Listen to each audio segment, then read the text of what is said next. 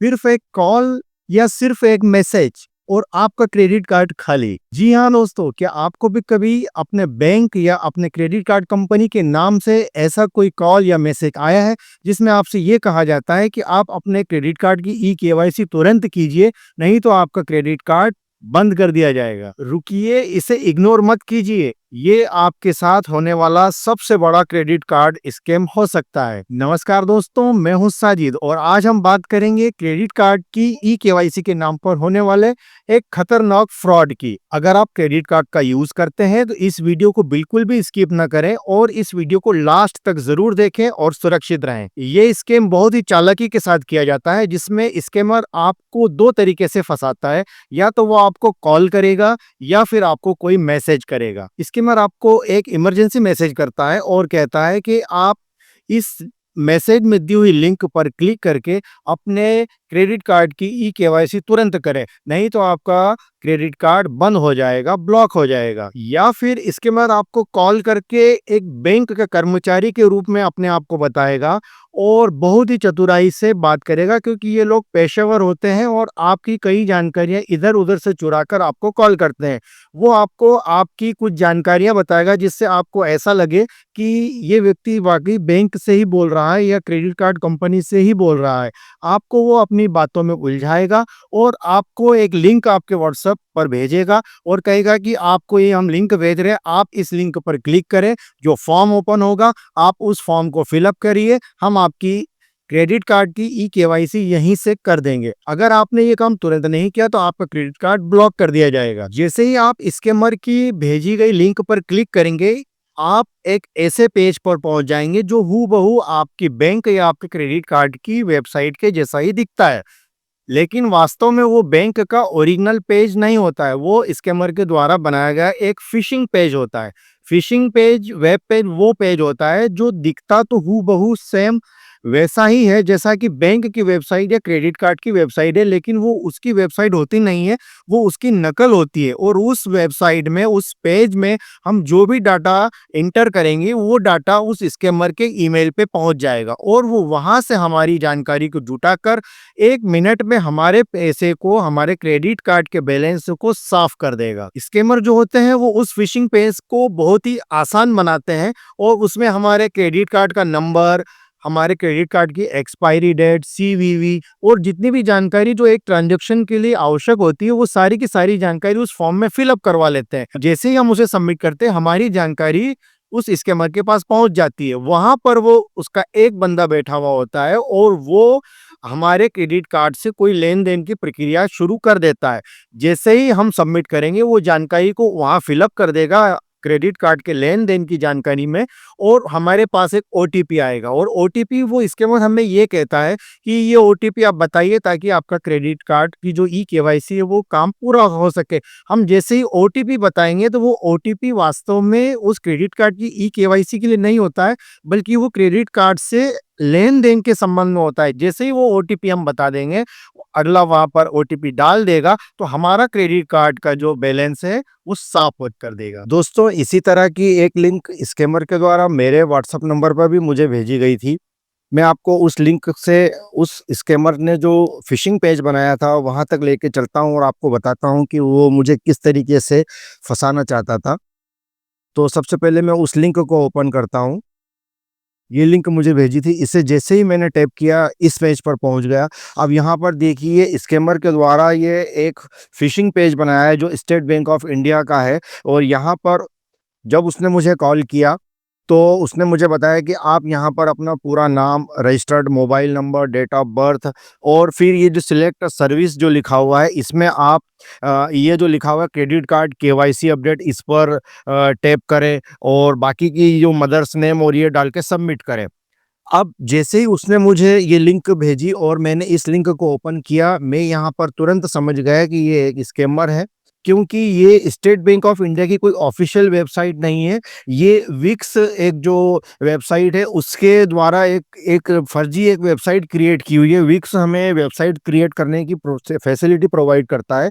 तो ये वहाँ पर एक फर्जी पेज बनाया गया है। ये ऊपर की तरफ आप ये विक्स लिखा हुआ देख रहे होंगे। तो मैं समझ गया कि ये कोई स्कैमर है। अब मैं उस स्कैमर की बात को समझना चाहता था कि आखिर ये आगे चल के करना क्या चाहता है। इसलिए यहाँ पर ये जो फुल नेम और रजिस्टर्ड मोबाइल नंबर और ये जो चीज़ें थी, यहाँ पर मैंने इन डिटेल्स को गलत डाल दिया। यहाँ पर जो फुल नेम था, यहाँ पर मैंने कुछ भी टाइप कर दिया। रजिस्टर्ड मोबाइल नंबर में मैंने कुछ भी टाइप कर दिया।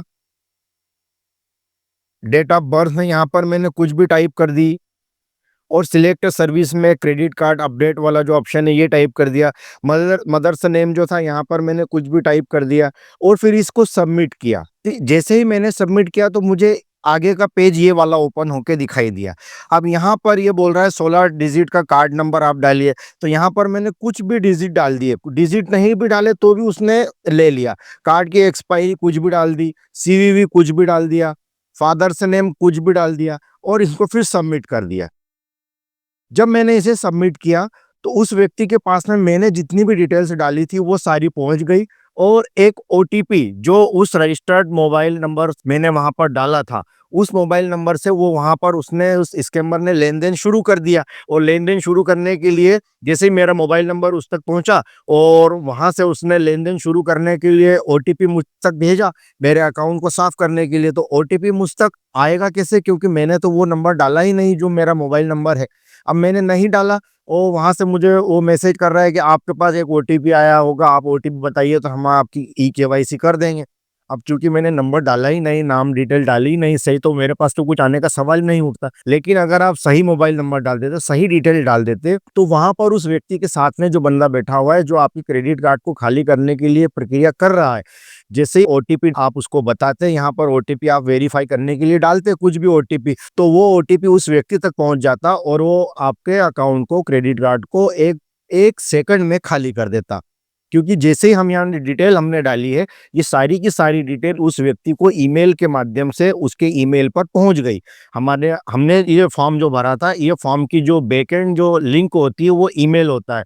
हमने जो भी डिटेल डाली वो सारी की सारी डिटेल उसके ईमेल पर पहुंच गई और वो व्यक्ति वहां से उस डिटेल का यूज करके हमारे क्रेडिट कार्ड को खाली कर सकता है। तो ऐसी किसी भी लिंक पर आप क्लिक नहीं करें और अगर क्लिक कर भी दिया गलती से तो उसे इस तरीके की कोई भी सही जानकारी नहीं दे, क्योंकि बैंक की तरफ से, क्रेडिट कार्ड की कंपनी की तरफ से आपको कभी भी ऐसी कोई लिंक ई-केवाईसी करने के लिए प्रोवाइड नहीं की जाएगी। अब देखिए उस व्यक्ति ने कितनी चतुराई से काम किया कि उसने एसबीआई क्रेडिट कार्ड की एक फर्जी वेबसाइट बना ली, एक फिशिंग पेज बना लिया और लोगों को इस तरीके से फ्रॉड कर रहा है। तो आप भी सतर्क रहें और अपने सारे रिश्तेदारों और मिलने वालों को भी इस वीडियो को शेयर करें ताकि वो भी सतर्क रह सकें। तो अब सवाल उठता है कि इस तरीके के स्कैम से हम बचे कैसे? सबसे पहले आपको ये ध्यान देना है कि आपको किसी भी अनजान नंबर से ऐसी कोई लुभावनी लिंक आए या कोई ऐसे डराने की कोशिश करे कि हम आपका क्रेडिट कार्ड बंद कर देंगे या और कुछ तरीके से डराए, तो आपको डरना नहीं है और उस लिंक को क्लिक नहीं करना है। क्योंकि बैंक या क्रेडिट कार्ड कंपनी कभी भी ऐसी कोई लिंक भेजकर ई-केवाईसी या और भी कोई ऐसा कोई काम नहीं करती है। ये स्कैमर लोग ही करते हैं। दूसरा ये कि आपको हमेशा बैंक की जो आधिकारिक वेबसाइट या एप्लीकेशन है आपको वही यूज करना चाहिए।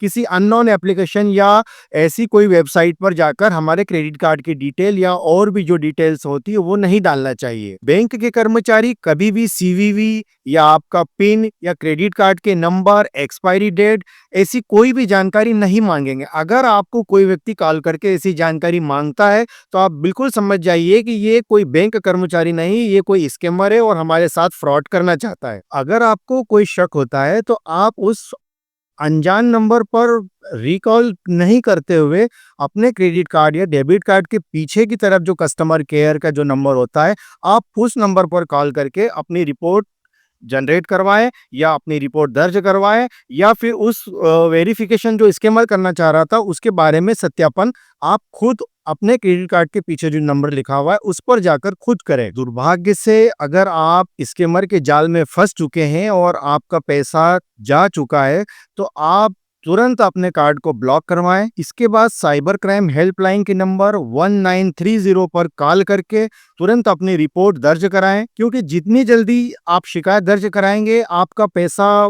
मिलने की संभावना उतनी ज्यादा रहेगी।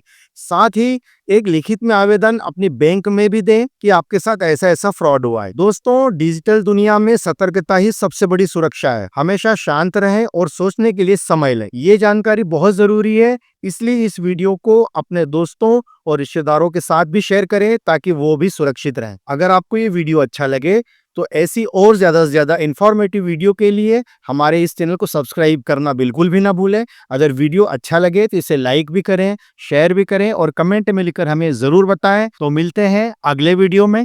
Thank you.